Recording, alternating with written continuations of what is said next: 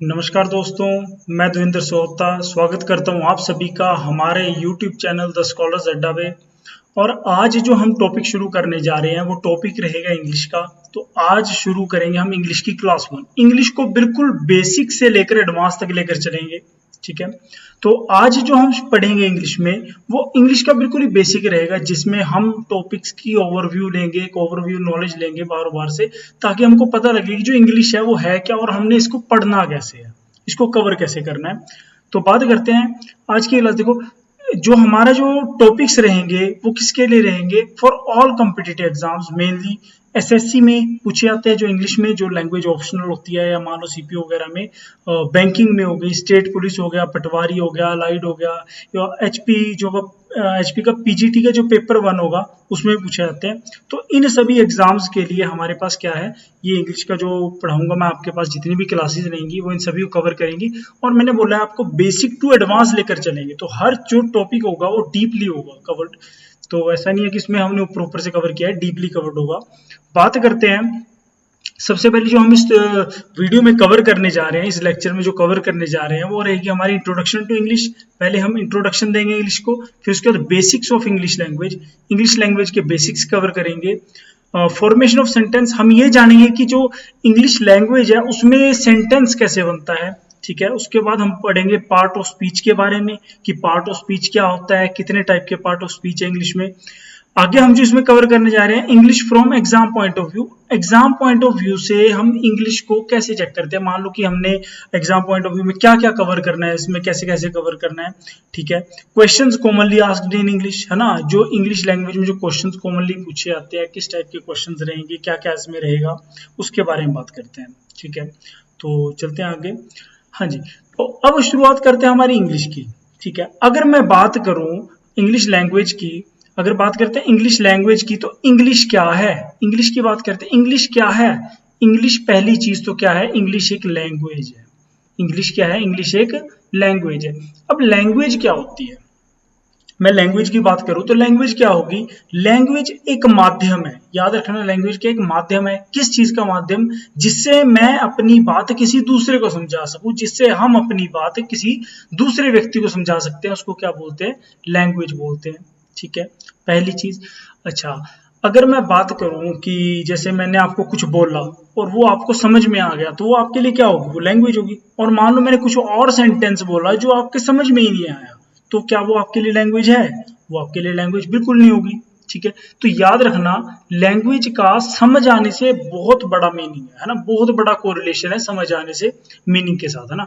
अच्छा, अगर मैं बात करूं, कोई भी लैंग्वेज है, ठीक है, कोई भी लैंग्वेज है, मान लो वो इंग्लिश है या हिंदी है, कोई भी लैंग्वेज है, मान लो कोई भी इस दुनिया की कोई भी लैंग्वेज है, अगर मैं उसकी बात करूं, उसकी शुरुआत कहाँ से होती है?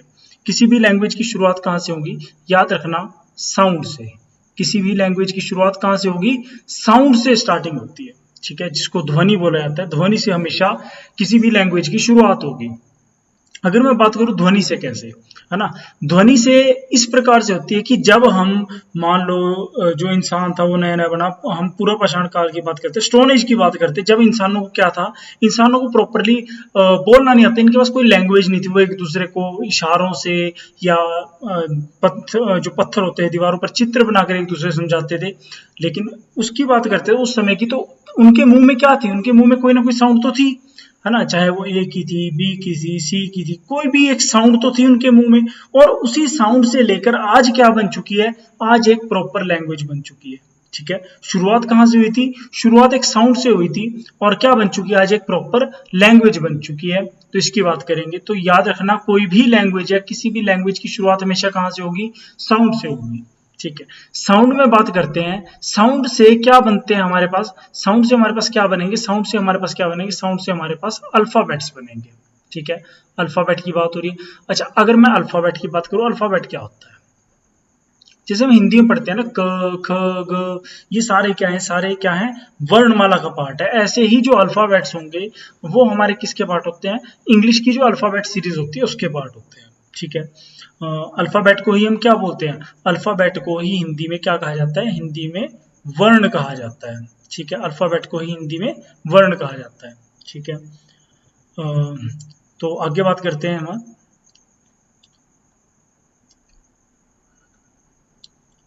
हाँ जी, तो आगे चलते हैं। हमारे पास इंग्लिश में जो वर्ण होगा, जो अल्फाबेट होगा, कितने होते हैं? अगर मैं इनकी कुल बात करूँ, ये कुल कितने होते हैं? कुल 26 होंगे। 26 अल्फाबेट्स होते हैं, ठीक है। ए से लेकर कहाँ तक चलते हैं? ए से लेकर जेड तक चलते हैं, ठीक है। अगर मैं बात करूं अल्फाबेट्स कितने टाइप में डिवाइडेड होते हैं, अल्फाबेट कितने टाइप के होते हैं? अल्फाबेट्स दो टाइप के होंगे। पहला वोवल्स। अब टोटल अल्फाबेट कितने हैं? 26 है। वोवल्स की बात करूं तो वोवल्स कितने होते हैं? 5। हमारे पास कुल 5 वोवल्स होंगे। कौन से होते हैं? ए, ई, आई, ओ, यू। ये पांचों के पांच क्या है? हमारे पास वोवल्स है, ठीक है। बाकी बचते हैं क्या है? कॉन्सोनेंट। याद रखना, इनके अलावा जो बच गए क्या है? कॉन्सोनेंट।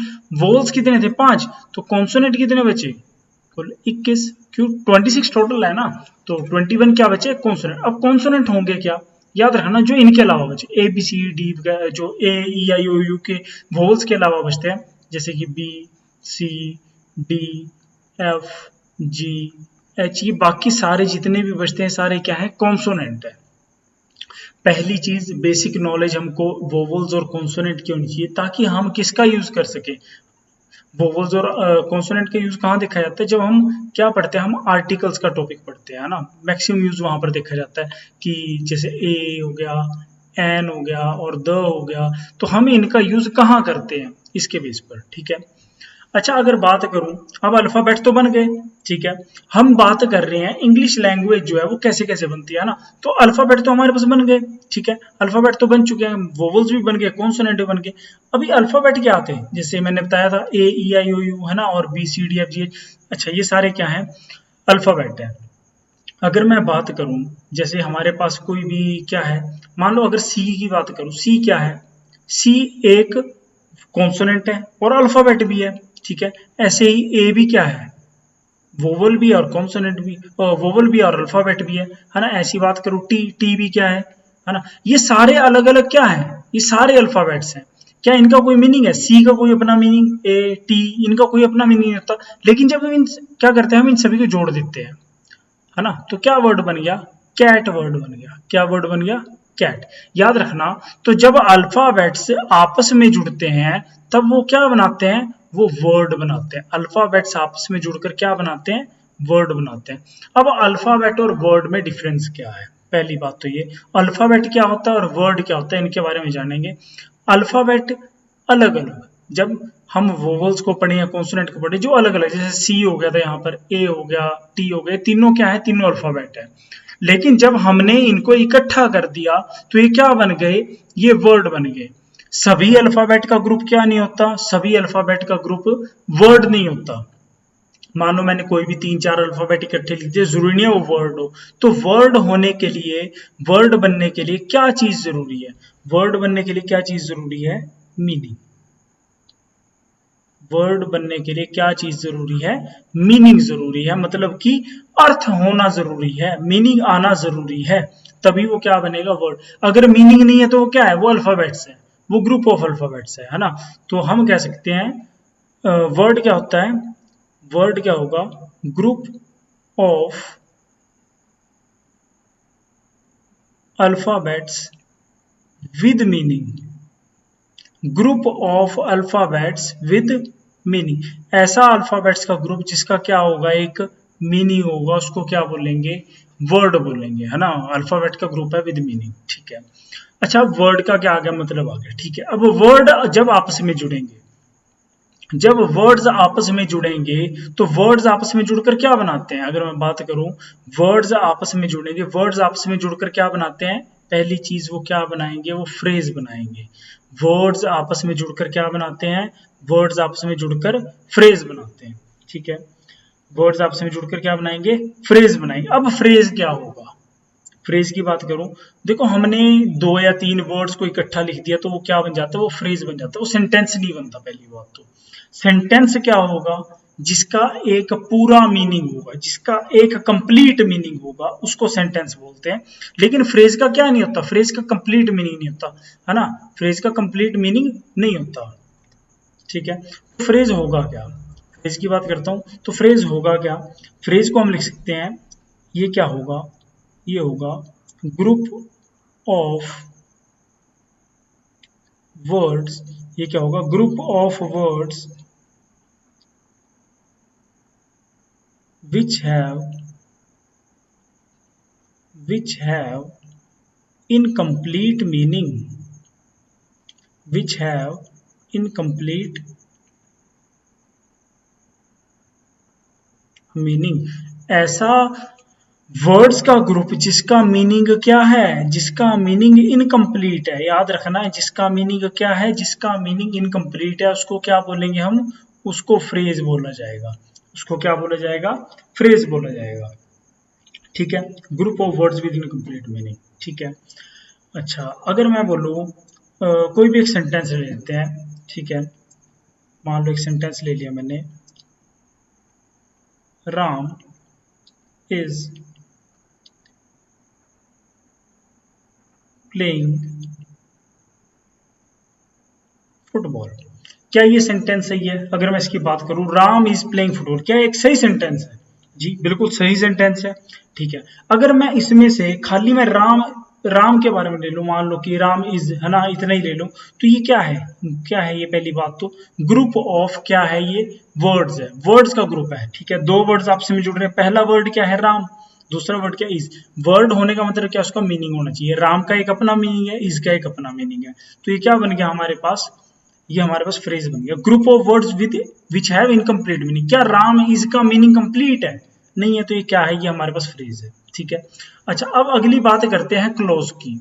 क्लॉज क्या होगा जी, क्लॉज की बात की जाए तो क्लॉज क्या होगा, हाँ जी, क्लॉज की बात करते हैं। क्लॉज क्या होता है, क्लॉज भी देखो क्या होगा, ग्रुप ऑफ वर्ड्स होगा, पहली बात तो क्या होगा, ग्रुप ऑफ वर्ड्स होगा। तो याद रखना क्लॉज क्या होता है, देखो क्लॉज और फ्रेज में एक माइनर सा डिफरेंस है, क्लॉज और फ्रेज में क्या है, एक माइनर सा डिफरेंस है। मैंने अभी राम इज बोला है ना, तो ये क्या है, ये हमारे पास फ्रेज है। ठीक है, अगर मैं राम इज प्लेइंग ले लूं, राम इज प्लेइंग ले लूं, मतलब क्या है, राम इज प्लेइंग में क्लॉज क्या होगा, क्लॉज वो होगा जिसमें क्या इंक्लूडेड होगा, जिसमें सब्जेक्ट भी इंक्लूडेड होगा और वर्ब भी इंक्लूडेड होगी, उसको क्या बोलेंगे, उसको क्लॉज बोलेंगे। ठीक है, क्लॉज के पास क्या होगा, हमेशा सब्जेक्ट और वर्ब होगी। ठीक है, जैसे राम क्या है, इस सेंटेंस में सब्जेक्ट है, सब्जेक्ट कौन होता है, जो काम को करेगा। अब इस सेंटेंस में काम को करने वाला कौन है, राम, तो राम सब्जेक्ट है। ठीक है, अगर मैं प्लेइंग की बात करूं, प्लेइंग क्या है, खेलना, खेलना मतलब कि एक वर्ब है ना, तो जहां पर सब्जेक्ट भी है और आपके पास वर्ब भी है। ठीक है, इज भी क्या है, इज भी तो वर्ब है, ये हेल्पिंग वर्ब है। तो अगर मैं बात करूं, आपके पास सब्जेक्ट भी है और वर्ब भी है, वो दोनों मिलकर क्या बना रहे हैं, राम इज प्लेइंग क्या है आपके पास, ये एक क्लॉज है। ठीक है, ये क्या बन गया, एक क्लॉज है। ठीक है, अच्छा अगली बात करते हैं सेंटेंस की। ठीक है, जब क्लॉज आपस में मिल गए, मतलब कि टोटल क्लॉज बन गया था अभी तक, क्लॉज में जब कुछ और वर्ड्स मिल गए तो ये क्या बन गया, ये क्या बन गया, हमारे पास एक सेंटेंस बन गया। क्या बन गया, एक कंप्लीट सेंटेंस बन गया। ठीक है, अब मैं पूरे की बात कर रहा हूं, यहां से लेकर फुटबॉल तक की, राम से लेकर फुटबॉल तक की, मैं अब सारे की बात कर रहा हूं। ठीक है, तो ये सारा क्या बन गया, अब एक सेंटेंस बन गया। ठीक है, तो सेंटेंस क्या होता है जी, सेंटेंस क्या होगा, हम लिख सकते हैं सेंटेंस क्या होगा, ठीक है, सेंटेंस होगा ग्रुप ऑफ वर्ड्स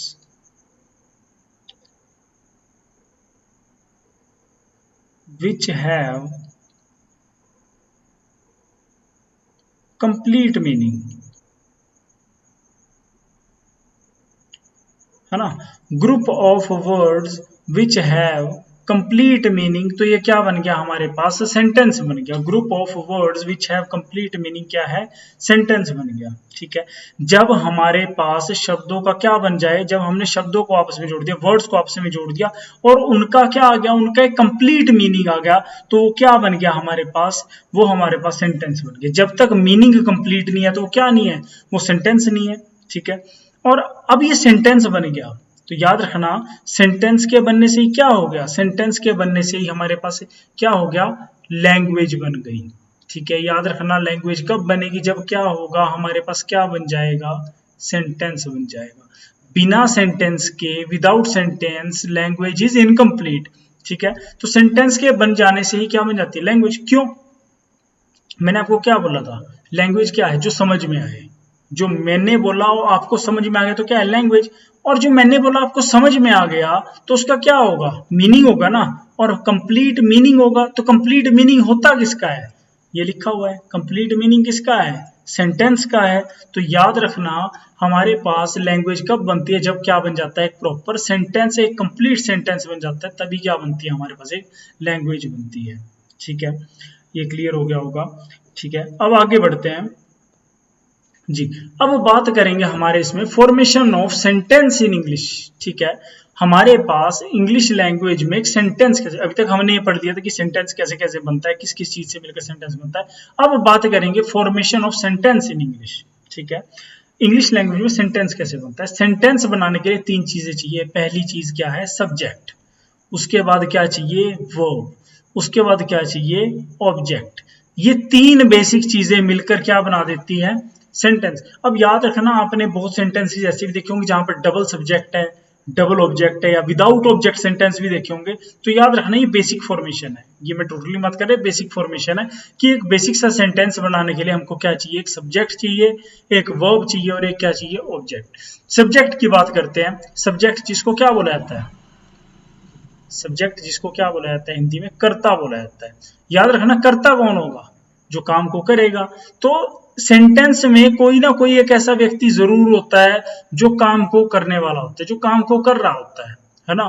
तो जैसे कि मैक्सिमम आपने यूज देखा होगा, कोई नाउन है या प्रोनाउन है ना। नाउन या प्रोनाउन वर्ड्स, नाउन या प्रोनाउन क्या होते हैं? संज्ञा या सर्वनाम, है ना। नाउन या प्रोनाउन का यूज मैक्सिमम किया जाता है क्या दर्शाने के लिए? सब्जेक्ट को दर्शाने के लिए, कर्ता को, काम को करने वाला जो होगा। ठीक है, वो क्या होगा? वो सब्जेक्ट होगा। सब्जेक्ट समझ में आ गया। अच्छा, ऐसे ही मैं बात करता हूँ अगली चीज, वर्ब। नेक्स्ट चीज क्या है? वर्ब। वर्ब क्या है? वर्ब मतलब कि वर्ब क्या होती है हमारे पास? वर्ब होती है क्रिया। वर्ब क्या होगी? वर्ब होगी क्रिया। क्रिया क्या होती है? क्रिया का मतलब कोई भी काम, कोई भी वर्ब जो किया जाएगा। ठीक है, एक सेंटेंस में याद रखना, एक सेंटेंस में हमेशा वर्ब का होना क्या है? कंपल्सरी है। विदाउट वर्ब, बिना क्रिया के कोई भी सेंटेंस कंप्लीट नहीं होता। तो सेंटेंस में एक वर्ब का होना जरूरी है, पहली चीज। ठीक है, बिना वर्ब के क्या नहीं बनेगा? कोई सेंटेंस नहीं बनेगा। ठीक है, तो वर्ब का होना जरूरी है। अच्छा, अब बात करते हैं वर्ब। वर्ब को अगर हम डिटेल में चेक करें तो वर्ब कितने टाइप की होगी? वर्ब दो टाइप की होती है। ठीक है ना। लेक्सिकल एंड ऑक्सिलरी वर्ब्स जो आपने पढ़ी होती है। मैं ऐसी बता देता हूँ बेसिक, क्योंकि हमने ये टॉपिक्स डिटेल में कवर करने हैं। तो अभी पहले बेसिक क्लियर होगा, फिर एडवांस लेवल पे चलेंगे। ठीक है, बेसिकली जो हमारे पास वर्ब है, याद रखना, दो टाइप की होगी। कौन से दो टाइप? पहला होगा हेल्पिंग वर्ब। पहली आएंगी हेल्पिंग वर्ब, और दूसरी कैसी होती है? मेन वर्ब, है ना। मेन वर्ब को लेक्सिकल वर्ब बोलते हैं, हेल्पिंग वर्ब को ऑक्सिलरी वर्ब बोलते हैं। ठीक है, वो हमने डिटेल में आगे कवर करना है। तो अभी हम ऊपर से पहले बात करते हैं। ठीक है, थोड़ा समझ लेते हैं टॉपिक को। Helping verb and main verb की बात हो रही है। हेल्पिंग वर्ब, देखो नाम क्लियर है। हेल्पिंग ऐसी वर्ब जो क्या काम करे? हेल्प करेगी। ठीक है, क्या काम करेगी? हेल्प करेगी, है ना। हिंदी में भी क्रियाएं हम दो प्रकार की देखते हैं। जब सेंटेंस में पढ़ते हैं तो दो प्रकार की देखते हैं उसमें भी। कौन सी? एक सहायक क्रिया होती है, एक मुख्य क्रिया, है ना। सहायक मतलब हेल्पिंग। तो याद रखना, एक हेल्पिंग वर्ब हो गया ऐसे इंग्लिश में, एक क्या होगी? मेन वर्ब होगी, मुख्य क्रिया, है ना। ठीक है, पहले बात करते हैं हेल्पिंग वर्ब की। हेल्पिंग वर्ब्स क्या होती है? ठीक है, आपने मैक्सिमम क्या यूज देखा होगा? Is, am, are, was, were, has, have, had, can, could, shall,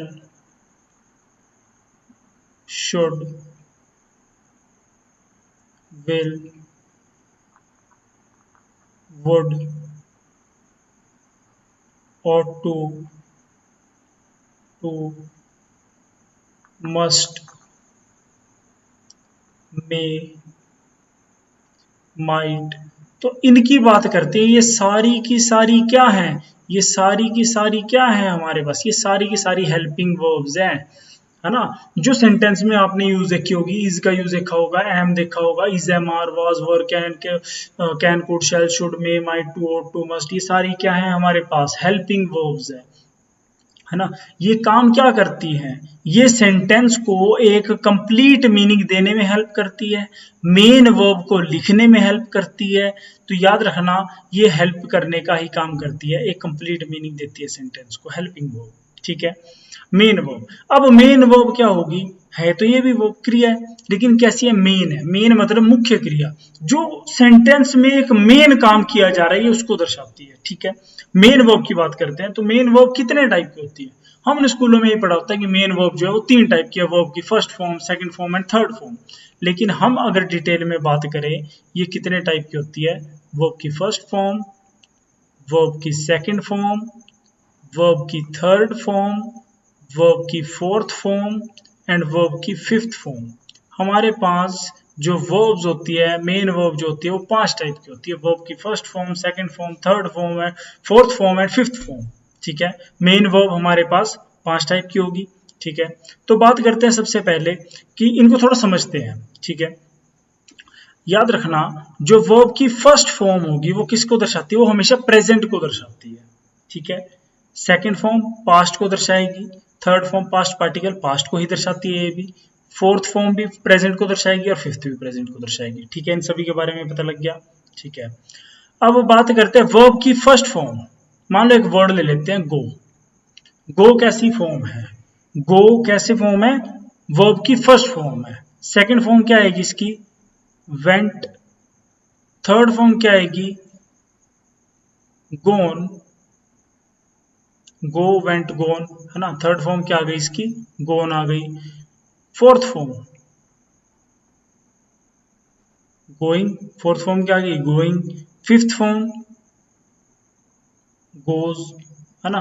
तो go, went, gone, going and goes, ये हमारे पास 5 टाइप की क्या होती है, फॉर्म्स ऑफ वर्ब होती है ना। वर्ब 5 टाइप की होंगी, वर्ब की first form, second form, third form, fourth form and fifth form. अच्छा, अगर मैं बात करूं ध्यान से, हम 3 ही फॉर्म्स क्यों पढ़ते हैं, ये जो फोर्थ फॉर्म है और फिफ्थ फॉर्म है, इनको हम क्यों नहीं पढ़ते, याद रखना, क्योंकि हम इनको वर्ब की फर्स्ट फॉर्म में इंक्लूड कर लेते हैं, क्योंकि ये भी प्रेजेंट पार्टिकल होते हैं, ये प्रेजेंट को ही दर्शाती है, इसीलिए हम इसको वर्ब की फर्स्ट फॉर्म में कवर करते हैं, ठीक है। जैसे याद रखना, जिसके भी एंड में क्या लग गया, ing लग गया, es लग गया, ये किसको दर्शाती है, वर्ब की फर्स्ट फॉर्म को ही, तो इसको हम वर्ब की फर्स्ट फॉर्म में ही कवर कर लेते हैं, ठीक है। इसीलिए हम 3 टाइप की फॉर्म्स ऑफ वर्ब पढ़ते हैं, वर्ब की first form, second form and third form, ठीक है। अच्छा, अगर मैं इस आईएनजी की बात करूं, जो आईएनजी के लास्ट में यूज किया गया है, या ईएस यूज किया गया है, एस यूज होता है, ये सारे क्या है, ये सारे, इन सबको क्या नाम दिया जाता है, इन सभी को गैरेंट्स का नाम दिया जाता है, ठीक है। इन सभी को गैरेंट्स का नाम दिया जाता है, GERUNTS, गैरेंट्स का नाम दिया जाता है, ठीक है। तो ये हमारे पास 5 टाइप की फॉर्म्स ऑफ वर्ब हो गई, ठीक है, जिसमें से तीन क्या है, first form, second form and third form क्या है, ये मेन है ना, जो कवर की जाती है। अच्छा, अगली बात करते हैं ऑब्जेक्ट की।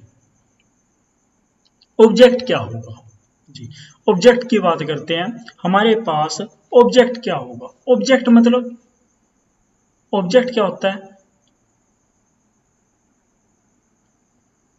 जिसको हिंदी में क्या बोलते हैं, हम कर्म बोलते हैं, जिसको क्या बोलते हैं हिंदी में, हम कर्म का नाम देते हैं, ठीक है। ये क्या होगा, ये हमारे पास ऑब्जेक्ट होता है, ये हमारे पास क्या होगा, ऑब्जेक्ट होगा। याद रखना, कर्म को क्या बोलते हैं, ऑब्जेक्ट बोलते हैं, ठीक है।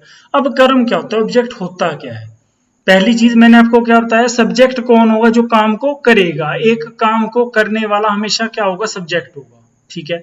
सब्जेक्ट क्या करेगा, इस काम को करेगा, वर्ब को करेगा, वर्ब की जाएगी। अच्छा, अब इस वर्ब के होने से, सब्जेक्ट के करने से, इस वर्ब के होने से जिसके ऊपर इफेक्ट पड़ेगा उसको क्या बोलेंगे, उसको ऑब्जेक्ट बोलेंगे। याद रखना, वर्ब के होने का जिसके ऊपर इफेक्ट पड़ता है उसको क्या बोलेंगे, उसको ऑब्जेक्ट बोलेंगे, ठीक है। अब जैसे एग्जांपल लेते हैं हम, मैं बोलता हूँ, Ram is eating a Apple, Ram is eating an Apple.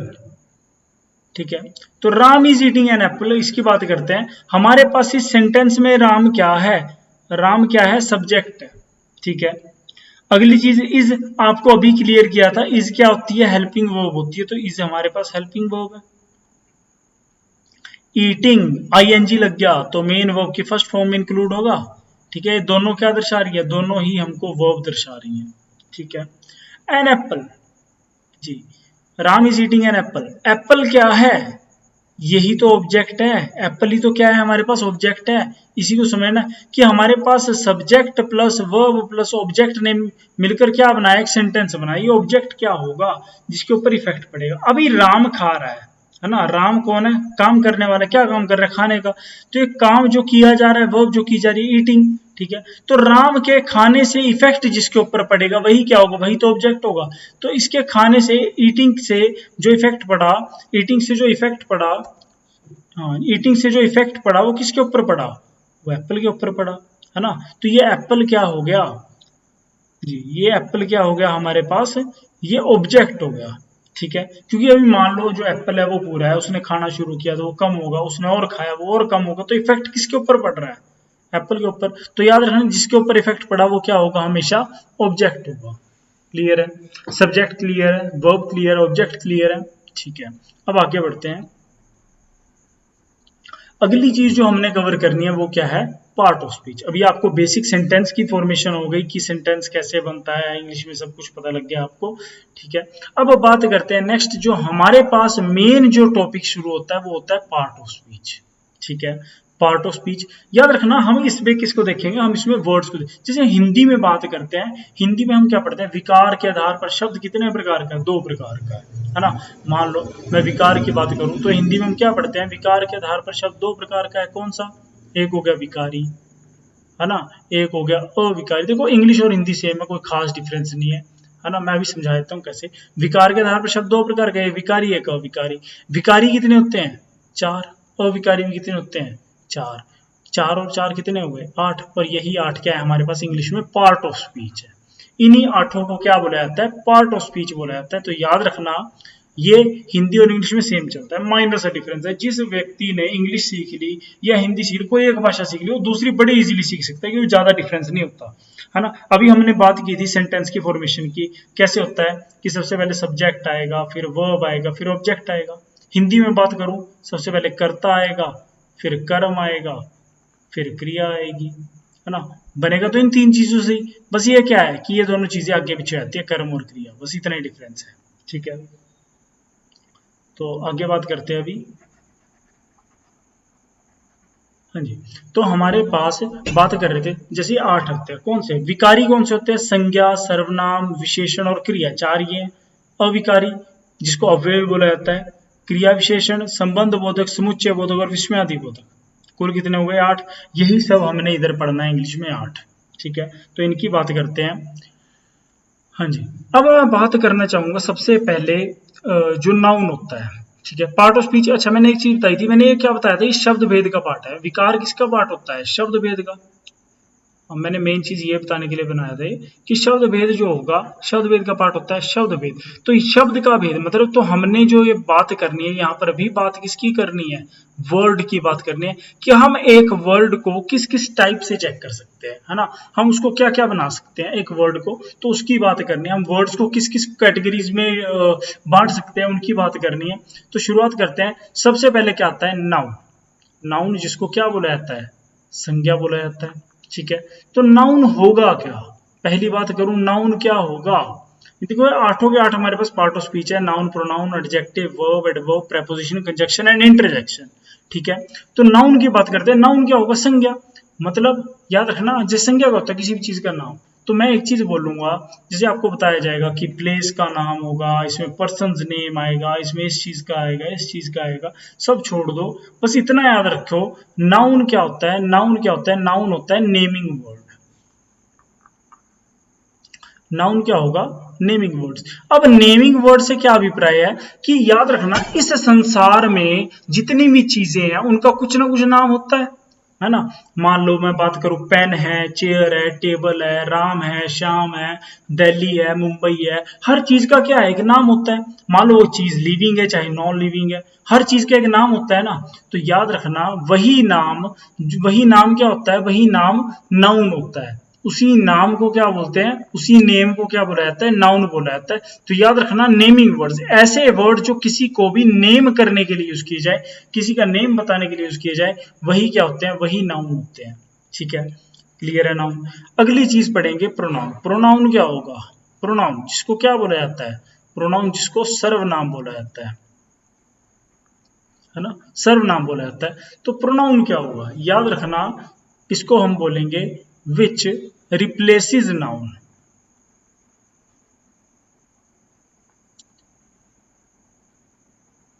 Which replaces noun, जो क्या काम कर रहा है, जो नाउन को रिप्लेस करने का काम कर रहा है, उसको क्या बोलते हैं, प्रोनाउन।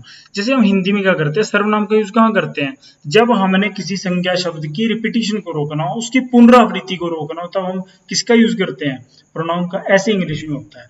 प्रोनाउन का यूज किसके लिए किया जाता है, किसी भी जो नाउन है उसकी रिपीटिशन को रोकने के लिए, है ना। मैंने लिखा विच रिप्लेसेस नाउन, तो नाउन की जगह पर इसका यूज किया जाएगा, है ना, किसी भी नाउन की जगह पर।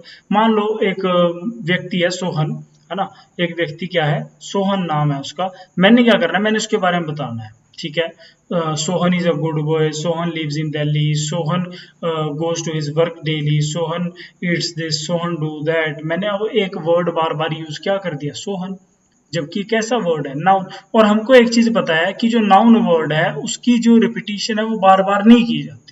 ठीक है, नाउन वर्ड का यूज बार बार नहीं किया जाता। ठीक है, तो हम क्या करेंगे, हम इसकी जगह पर किसका यूज कर देंगे, प्रोनाउन का।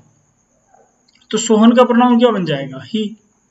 जैसे मैंने क्या बोला था, Sohan is a good boy, है ना, पहली बार तो सोहन का यूज किया जाएगा, लेकिन उसके बाद नहीं किया जाएगा, है ना। फिर मैं बोलूँ he lives in Delhi, he do that work, he goes to his work daily. तो मैंने क्या यूज किया, मैंने ही का यूज किया। तो ये ही वर्ड क्या हो गया, प्रोनाउन। याद रखना, जिन वर्ड्स का यूज आप नाउन की जगह पर करेंगे, नाउन की रिपीटिशन को रोकने के लिए करेंगे, उनको क्या बोलेंगे, प्रोनाउन बोलेंगे। ठीक है, नेक्स्ट चीज आती है एडजेक्टिव। एडजेक्टिव, एडजेक्टिव क्या होता है, एडजेक्टिव याद रखना जिसको क्या बोला जाता है, एडजेक्टिव को ही विशेषण बोला जाता है। एडजेक्टिव को क्या बोलते हैं, विशेषण बोलते हैं। विशेषण जो क्या काम करता है, विशेषता बताता है। तो ऐसे याद रखना, एडजेक्टिव क्या करेगा, एडजेक्टिव क्या करेगा, एडजेक्टिव क्वालिटीज बताएगा। ठीक है, क्वालिटीज बताएगा, लेकिन किसकी, नाउन और प्रोनाउन की। याद रखना, नाउन और प्रोनाउन की क्या बताएगा, क्वालिटीज। क्वालिटीज गुड मैनर में भी हो सकती है, बैड मैनर में भी हो सकती है। तो याद रखना, क्वालिटीज जो होंगी वो गुड भी होंगी और बैड भी। मान लो अगर हम किसी के बारे में कुछ अच्छा बता रहे हैं, ही इज गुड बॉय, है ना, तो वो क्या है, वो उसकी क्वालिटी है। अगर हम किसी के बारे में बुरा बता रहे हैं, ही इज नॉट गुड, है ना, he is a bad boy, तो वो भी याद रखना, वो भी उसकी खासियत है, वो भी उसी की क्वालिटी है। किसी का अच्छा होना अगर उसकी क्वालिटी, तो किसी का बुरा होना भी उसी की क्वालिटी है। तो याद रखना, जब हम किसी की क्वालिटीज के बारे में बात करते हैं, किसी की मतलब नाउन या प्रोनाउन की क्वालिटीज के बारे में बात करते हैं कि वो कैसा है, उसकी क्या विशेषता है, तो वो क्या होगा, वो एडजेक्टिव होगा। क्लियर है। अगली चीज वर्ब। वर्ब क्या होगी, वर्ब मतलब कि जिसको क्या बोला जाता है, अभी तक हम पढ़ ही रहे थे, क्रिया। वर्ब क्या होगी, क्रिया, है ना। तो याद रखना, कोई भी काम, मैं इसको इंग्लिश में क्या बोल सकता हूँ, कोई भी एक्शन वर्ड। ऐसे वर्ड्स जिनको क्या चाहिए, जो एक्शन को करते हैं, है ना। मान लो जिनके बीच में भी क्या आता है, एक्शन की बात की जाती है, उनको क्या बोलते हैं हम, वो।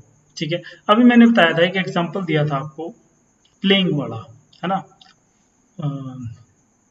ये मैंने स्टार्टिंग बोला था क्या, राम इज प्लेइंग फुटबॉल। तो प्लेइंग, इस प्लेइंग वर्ड को मैंने क्या लिखा था, ये वर्ब है। क्यों है वो, अब मान लो मैं खेल रहा हूं, तो क्या है वो कैसा वर्ड है, वो एक एक्शन वर्ड है ना। तो एक्शन किया जा रहा है, हमारी बॉडी कोई ना कोई एक्शन कर रही है, तो इसको क्या बोलते हैं हम, इसको वर्ब बोला जाता है, क्रिया बोला जाता है। तो याद रखना, कोई भी काम जो किया जा रहा है, कोई भी वर्क जो है वो क्या आएगा, वो वर्ब आएगा। मान लो क्राइंग, लाफिंग, प्लेइंग, है ना, राइटिंग, रीडिंग, ये सभी क्या है, सभी की सभी क्या है, वर्ब्स है। ठीक है, अगली चीज एडवर्ब। अगली चीज जो हमने कवर करनी है वो क्या है, वो एडवर्ब है। अब देखो इसके आगे क्या लग गया, एडी। एडी मतलब एडजेक्टिव का एडी लगा है इसमें, है ना। एडजेक्टिव किससे स्टार्ट होता है, एडी से, तो ये एडजेक्टिव भी लग गया। आगे वर्ब, वर्ब तो आ ही गया। तो याद रखना ये दो चीजों से मिलकर बन रहा है, एडजेक्टिव एंड वर्ब से। ठीक है, एडजेक्टिव क्या काम करता है, विशेषता बताता है ना, क्वालिटीज बताता है। तो यहाँ पर ये एडवर्ब होगा, वो क्या काम करेगा, वो वर्ब की क्वालिटीज बताएगा, है ना। तो याद रख लो ये क्या करेगा, ये क्वालिफाई करेगा किसको, वर्ब को। It qualifies verb. तो हम बता सकते हैं कि ये क्या करेगा, इट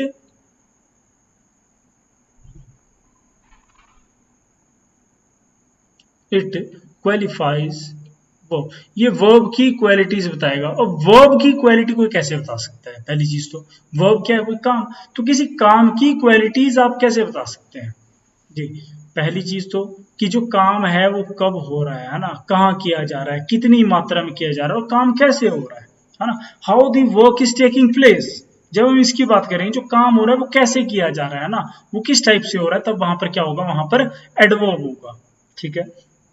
अच्छा, अगर बात करो एडवर्ब को हिंदी में क्या बोलते हैं, याद रखना इसको क्या बोलते हैं, क्रिया विशेषण कहा जाता है। इसको क्या बोलते हैं, हम क्रिया विशेषण बोलते हैं। ठीक है। अगली चीज प्रेपोजिशन। ठीक है, प्रेपोजिशन क्या होगा, याद रखना, इट रिलेट वर्ड्स।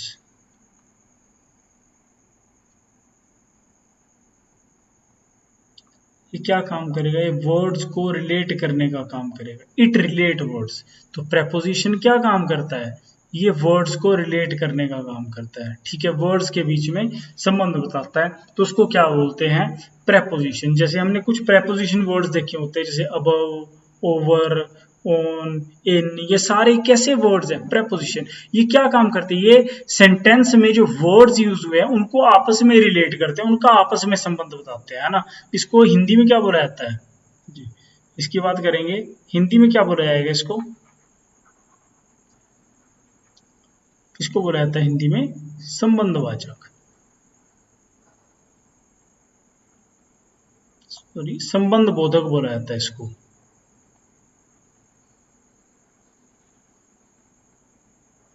ठीक है, ये क्या काम करता है, संबंध बताता है ना, वाक्य के शब्दों के बीच में संबंध बोधक होता है। अगली चीज कंजक्शन। कंजक्शन की बात करते हैं, कंजक्शन क्या होगा, याद रखना ये क्या काम करेगा, ये ज्वाइन करने का काम करेगा, है ना। ये ज्वाइन करेगा, किसको ज्वाइन करेगा, ये वर्ड्स को एंड सेंटेंसेस को भी। याद रखना, it join words and sentences, it join words and sentences. जैसे आपने वर्ड्स देखे होंगे, जैसे एंड हो गया, और हो गया, बिकॉज हो गया, है ना। इस टाइप के वर्ड्स जो क्या काम करते हैं, जो जोड़ने का काम करते हैं, है ना, जो जोड़ने का काम करते हैं उनको क्या बोलते हैं, कंजक्शन वर्ड्स। हिंदी में क्या बोलते हैं इसको, हिंदी में इसको समुच्चय बोधक कहते हैं। क्या बोलते हैं इसको, समुच्चय बोधक।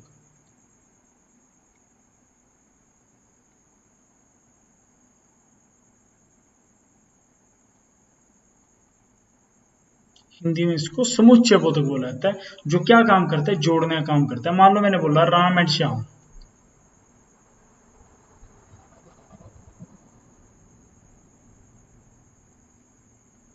राम एंड श्याम, तो यहाँ पर बीच में कौन सा वर्ड लग गया, एंड वर्ड लग गया। तो ये एंड वर्ड क्या है, ये एंड वर्ड ही क्या है, कंजक्शन है, जो क्या काम कर रहा है, जोड़ने का काम कर रहा है ना।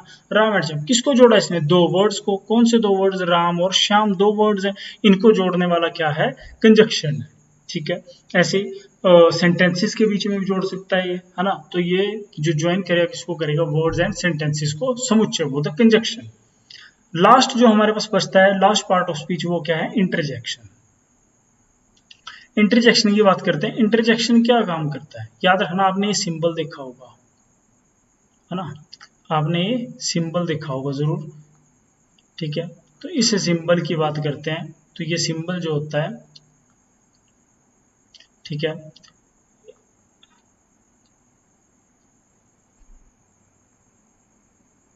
प्रॉपरली बन रहा है, हाँ जी, सिंबल, जिसको क्या बोलते हैं हम, एक्सक्लामेटरी साइन। एक्सक्लेमेटरी साइन बोला जाता है, या इसी को ही विस्मयादि चिन्ह भी बोलते हैं। क्या बोलते हैं इसको? विस्मयादि चिन्ह,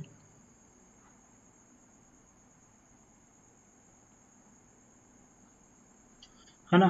तो याद रखना इसको विस्मयादि चिन्ह भी बोला जाता है, एक्सक्लेमेटरी साइन को। हाँ जी, ये कौन सा होता है? इंटरजेक्शन को क्या बोलते हैं हिंदी में? विस्मयादि बोधक।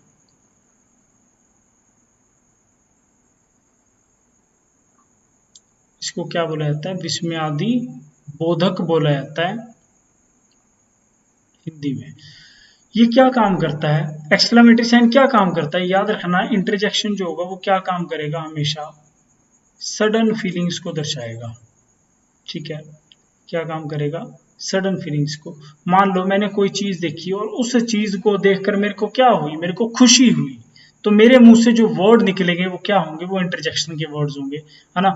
जैसे अब मान लो कोई दुख की बात है, तो हम क्या यूज कर सकते हैं? अल्लास, है ना। ओह भी आपने देखा होगा, ठीक है, ओहो हो गया। तो इस टाइप के कुछ वर्ड्स हैं जो क्या काम करते हैं? जो सडन फीलिंग को दर्शाने का काम करते हैं, उनको क्या बोलते हैं? उनको इंटरजेक्शन कहा जाता है। तो याद रखना, इंटरजेक्शन क्या होगा? जो क्या काम करेगा? जो विस्मयादि चिन्ह है, जो सडन फीलिंग्स को दर्शाने का काम करेगा, उसको क्या बोलते हैं? हम इंटरजेक्शन बोलते हैं। ठीक है, आगे बढ़ते हैं। हाँ जी, English from exam point of view की बात करते हैं। तो हमारा जो पार्ट ऑफ स्पीच है, हमने पार्ट ऑफ स्पीच कवर कर लिया। हमारे पार्ट ऑफ स्पीच कितने होते हैं? 8 पार्ट ऑफ स्पीच है। Noun, pronoun, adjective, verb, adverb, preposition, conjunction and interjection. तो याद रखना, ये आठों के आठ जो है हमारे पास अलग अलग टॉपिक्स है और हमने इनको कवर करना है। ठीक है, नेक्स्ट क्लास में जो हम टॉपिक कवर करेंगे वो नाउन से करना शुरू करेंगे, है ना। नाउन करेंगे, फिर प्रोनाउन, ऐसे हमने बारी बारी से सारे टॉपिक्स कवर करने हैं। अच्छा, एग्जाम पॉइंट ऑफ व्यू की बात कर रहे थे, English from exam point of view. तो एग्जाम पॉइंट ऑफ व्यू की बात करते हैं, हमारे पास इंग्लिश जो है वो 2 पार्ट्स में डिवाइड हो जाती है ना। एग्जाम पॉइंट ऑफ व्यू से इंग्लिश 2 पार्ट्स में डिवाइड हो जाती है। कौन से? एक होता है ग्रामर पोर्शन। एक कैसा पोर्शन है? Grammar portion. ग्रामर पोर्शन क्या होगा जी? ग्रामर पोर्शन क्या होता है? ग्रामर पोर्शन की बात करें तो कुछ ऐसा पोर्शन जिसमें हम क्या कवर करते हैं, जैसे कि अभी पढ़ रहे थे हम, नाउन हो गया, है ना, नाउन हो गया, प्रोनाउन हो गया, कंजक्शन हो गया, प्रेपोजिशंस हो गया, इंटरजेक्शन हो गया, आर्टिकल्स हो गया। ये सारे क्या हैं? ये सारे ही क्या हैं? ग्रामर का पोर्शन है। तो याद रखना है, ग्रामर तो हमने पढ़नी है, क्योंकि हमारा कोई भी एग्जाम है उसमें क्या रहती है? इक्वल वेटेज रहती है। जितनी वेटेज ग्रामर के पोर्शन की है उतनी ही वेटेज वोकैबुलरी पोर्शन की भी होगी। तो याद रखना, 2 पार्ट्स में डिवाइडेड है।